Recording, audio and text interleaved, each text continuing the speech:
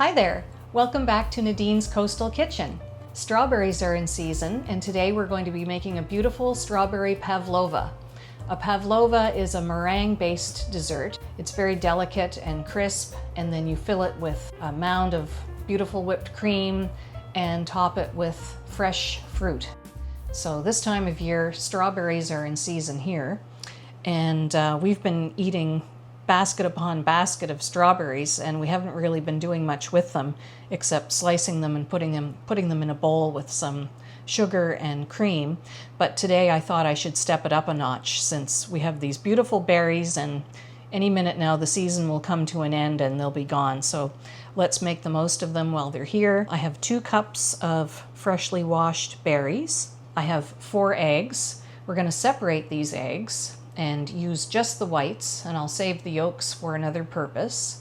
I have a cup of sugar, and the meringue gets flavored very delicately with a teaspoon of vanilla, and then just some other ingredients to stabilize everything are half a tablespoon of cornstarch and 1 teaspoon of vinegar, which keeps the meringue crisp as it's baking.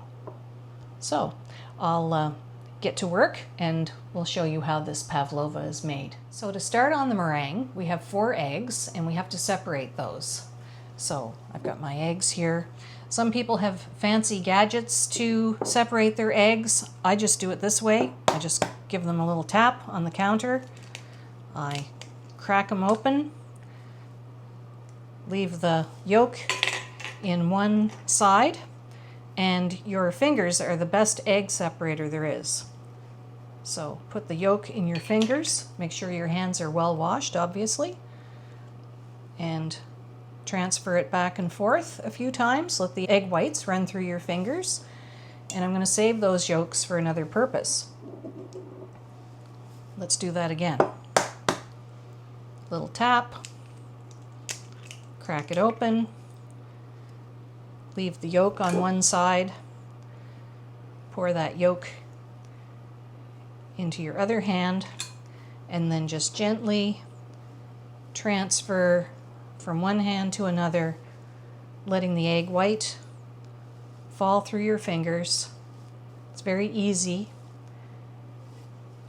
I know some people are squeamish about that kind of stuff, but it's only food.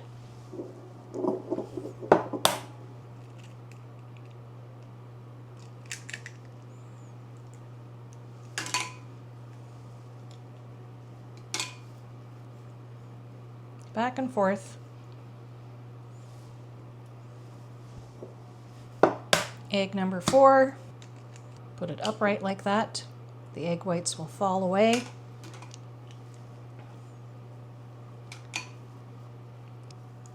Four egg whites.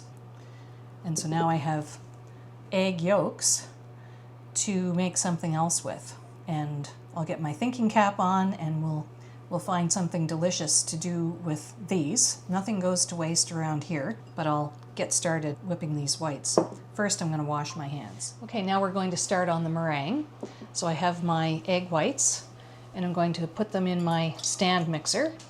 I wouldn't attempt to do a recipe like this without an electrical appliance because you'd be whisking forever. You can do it, but it's easier if you have some mechanical assistance.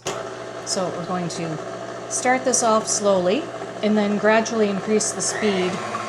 We're just getting this started to break up the egg whites. This is the consistency we're looking for just now. It's not meringue, they're just lightly beaten egg whites, so they're very foamy. And at this point I'm going to take my sugar, stir together your sugar and cornstarch. If you see any lumps in your cornstarch, break them apart with the back of your spoon. This doesn't have to be perfect, it's just to mix the cornstarch in with the sugar a little bit to make it easier to incorporate into the meringue. So now I'm going to very gradually whisk this into the egg whites. So I'm going to just sprinkle in a little bit at a time. Increase the speed a little bit more. You do it gradually so that the egg whites have a chance to dissolve that sugar. You don't really want a grainy, textured meringue. You want it to be smooth and glossy, and you want to beat it so that the sugar will dissolve in those egg whites. A little bit at a time.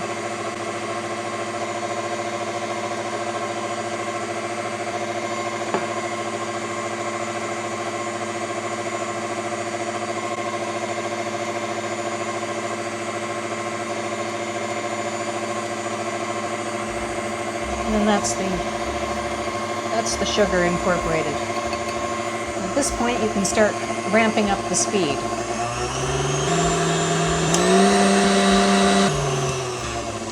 So at this point, we've probably been beating for about 2 minutes. I just want to show you the consistency. So it's very runny. You take a little bit on your finger, rub it together, and you can still feel sugar granules. So by the time this is finished, you'll have very stiff, glossy peaks, and you shouldn't be able to feel any sugar whatsoever. So we'll turn it back on, crank up the speed to high, and just let that beat for another 2 to 3 minutes, and that should give you stiff, glossy peaks.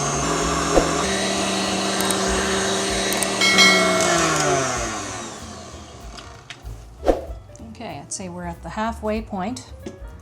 See how the consistency has changed? It's just about holding a peak, but we're not there yet.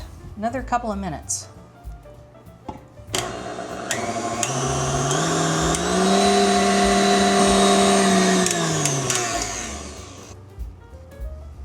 Oh, we're getting there now.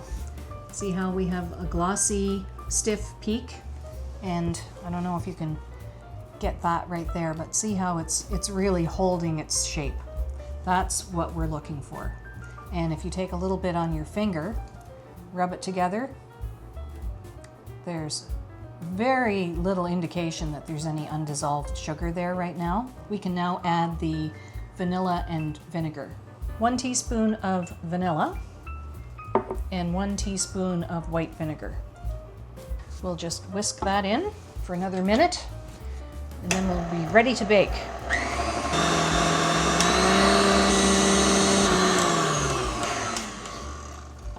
Here's the consistency we're looking for. Nice stiff peaks. So if I do this, lift it out like that, you want peaks that hold their shape. Okay. Very nice. So now we are ready to bake our meringue. And most pavlovas you've seen are usually the single pavlova. They're very dramatic looking, a big disc of baked meringue and billows of whipped cream, and then all this fruit piled on top and the sauce running all over it. And it looks gorgeous until you cut into it.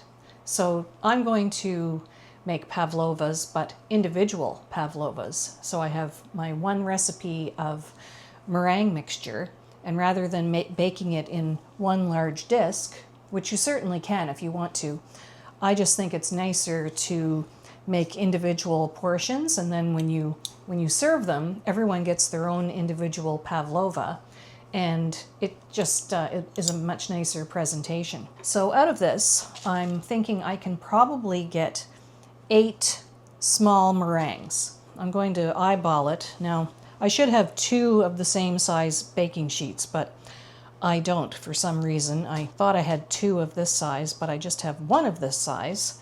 And then I have a smaller size, but that's okay. I think I can put 4 on here, possibly a 5th one in the middle, and then 3 on this little sheet.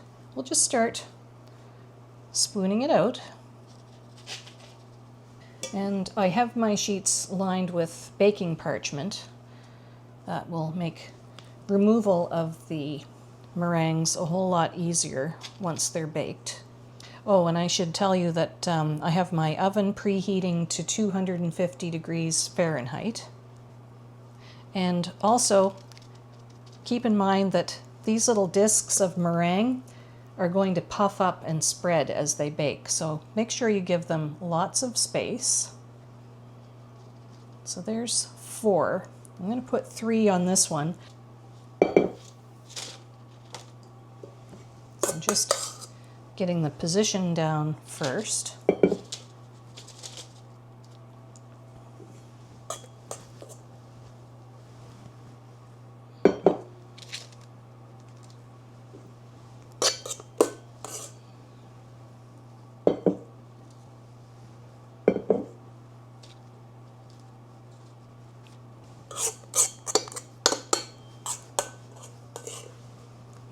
One in the middle here.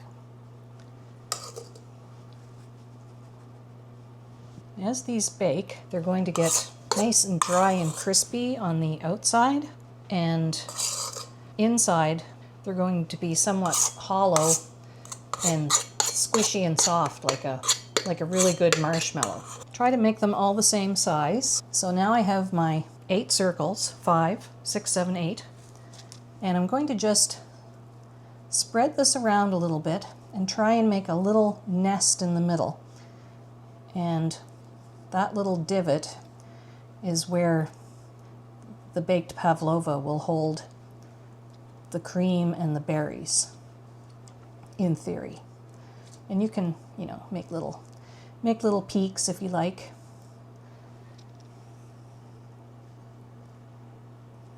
I'm just gonna smooth that out. So these are going to be very cute when they're baked and filled with cream and fruit. And that way your individual pavlovas, when you bring them to the table, everyone has their own, and nothing is cut into, and it all stays beautiful and intact. There's nothing worse than cutting into a large 8 or 10 inch pavlova, and once you take that first piece out of it, and by the time you get to the end of your servings, the pavlova is a mangled mess. You'd have to be a perfect server to be able to cut into it without destroying it. So I find this is a little nicer.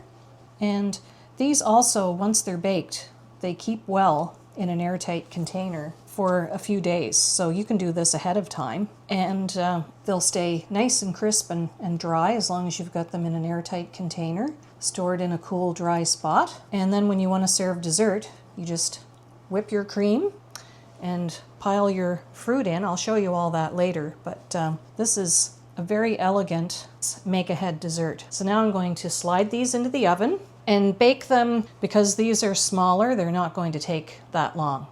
I would set my timer for 30 minutes and start checking them at the 20-minute mark. Into the oven they go.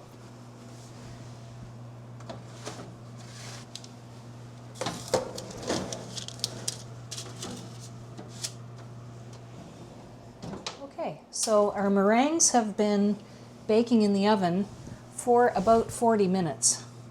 And you can hear how crisp, they're all crisp and dry. The oven is still quite warm, so we're going to leave these in the oven to completely cool off while the oven is cooling off. So if you can leave your oven door open a crack, mine doesn't seem to want to do that. So I'm going to prop it open with a tool. Do not try this at home. Just to let any excess moisture come out while the meringues are drying out. They're baked, they're dry, they just need to cool completely, and then we'll be ready to fill them with cream and fruit. So at this point, you can just leave them for an hour at least, but 2 would be even better. Okay, so our meringues have baked. They've cooled in the oven with the door ajar for about an hour. They're cool. They're very, very crisp, and hopefully they're nice and squishy in the middle, but we won't know until we cut into them. So I'm just going to put these to one side, and I'm going to clean the strawberries and make a very simple strawberry topping. By making the meringues, we've done the hard part. So now we're just taking our berries. Look at that color. Isn't that gorgeous? Oh, so nice. There's nothing better than fresh strawberries. And so I'm just taking the tops off. I've rinsed these and I'm cutting the tops off, slicing them. I think everyone has their own way of cleaning strawberries. Again, some people have little gadgets to take the strawberry top off. I don't do that. I just go whoop with my knife. Slice. I think we all do things the way our mothers and grandmothers did them, and fathers. This is how my mom sliced her berries. So this is how I slice mine. And my sister-in-law, she made an incredible strawberry shortcake, and she used to cut her strawberries into quarters. And that was fine too. This is how she would do hers, like that. It does not matter one bit. They all taste the same. I kind of like the look of that cross section. I think it's just so pretty. I have about 2 cups of strawberries, and then we'll sweeten them with a little bit of sugar, and that's entirely to taste. Some people like their strawberries a little more tart, so I start with a 1/4 cup of sugar for every 2 cups of berries. Oops, wrong bowl. And then I let it sit for a while for the sugar to dissolve in the berry juice, and then I taste them. And if they're still not sweet enough, I add a little bit more sugar. Everyone is different, and even strawberries are different. Some strawberries are very, very sweet and don't need a whole lot of sugar, and some are very tart. These are fairly sweet berries, I find, this year. We've had an incredible year for strawberries. So I have a 1/4 cup of sugar. Just going to sprinkle that in. Give it a stir. Let it sit for a while. The strawberries will act on that sugar, and the sugar will act on the strawberries, and the strawberries will start releasing some juice. You can even give these a little mash with a potato masher if you want, but I kind of like to leave the strawberries as intact as I can. And right now the strawberries look very sugary, but the sugar will dissolve as this sits. So I'm just going to pop this in the fridge, and I'll work on the whipped cream. Pavlovas, before they're topped with strawberries, the pavlovas are filled with a little dollop of loosely whipped cream. So for 8 pavlovas, I think a cup of heavy cream will give us sufficient whipped cream. So this is a 500, it's not quite 500, 473 milliliter container. Shrinkage, these used to be 500 milliliters. And so I'm going to use about half of it. So you can measure it out. I'm just eyeballing it. So 1 cup, 250 mils. There's sugar in the strawberries. I like to sweeten the cream a little bit, but not too much. I have a 1/4 cup of sugar here, but we won't use all that. I'm just going to sprinkle that in. So I've used maybe 1/3 of that. What would that be? Whoops. A couple tablespoons of sugar. And I'm just going to start whisking. You can certainly use an electric mixer for this. I've cleaned mine up and put it away, and I find it just as easy to whip cream by hand with a whisk and a metal bowl. But if you want to save yourself a sore wrist, you can do it with an electric mixer, but this is just as easy. Try not to get it all over the place. There. Now, if you want, you can leave this just lightly sweetened.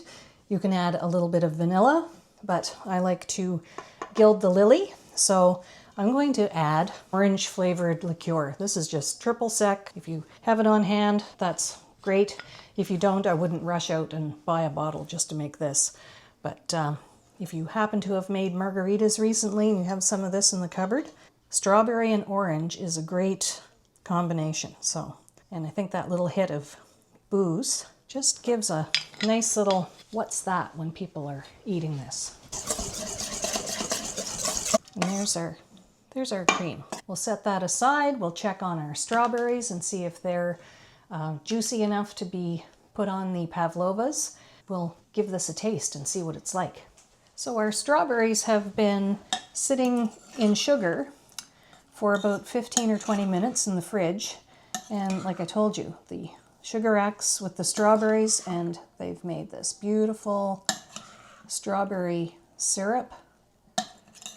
The sugar is all dissolved and it's going to make a lovely topping. I'm going to plate some of these. I'm not going to do all 8 of them, but I will do 2 servings for my husband and I. So you just gently lift them off the paper. They should come right off.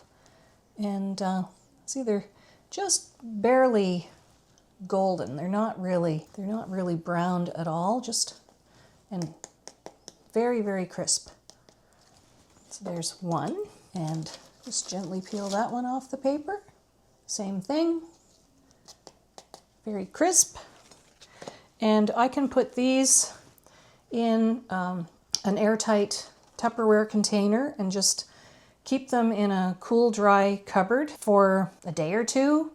But this is a perfect make-ahead dessert. You could do this part one day, store them, and then if you're having friends over or if you're taking this to a friend's house because you're bringing dessert, you could make this ahead and then just assemble them when the time comes to serve. I would not assemble this ahead of time. Everything will get soggy and messy. You want to keep the meringues shatteringly crisp and just assemble everything at the last moment. So I'll put this to one side. And we have our 2 little meringues. Just a nice dollop of cream. It doesn't have to be a lot. And then you just pile your fruit on top. Isn't that gorgeous? And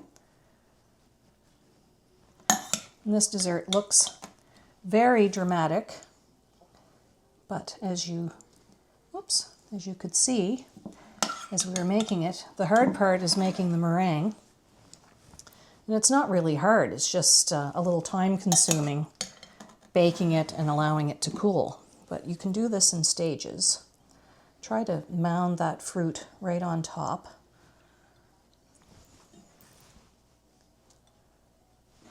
Take some of that lovely syrup and pour that so that drizzles all down over everything.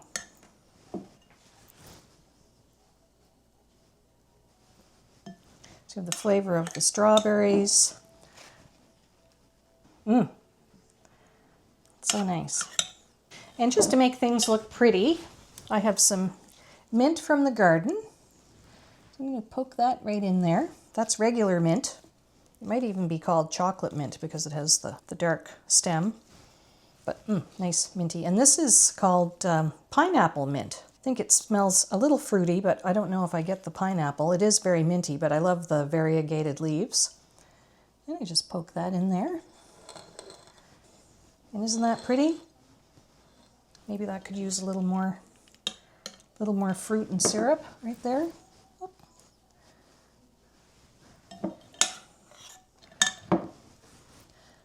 There's such a thing as knowing when to stop, which I don't really know. So anyway, a little bit more juice.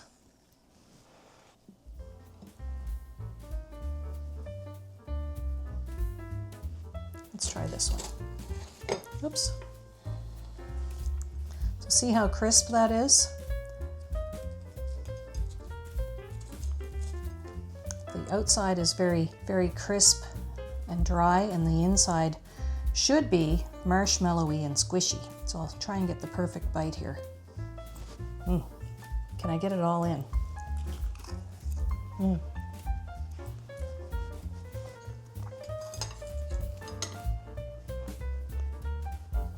Wow, that was so good. You cannot beat fresh strawberries in the summertime. I know you can get strawberries all year round now, but when you live in a northern climate like we do, and strawberries are only in season for a few weeks, this is how strawberries were meant to be eaten, with the seasons. One more bite.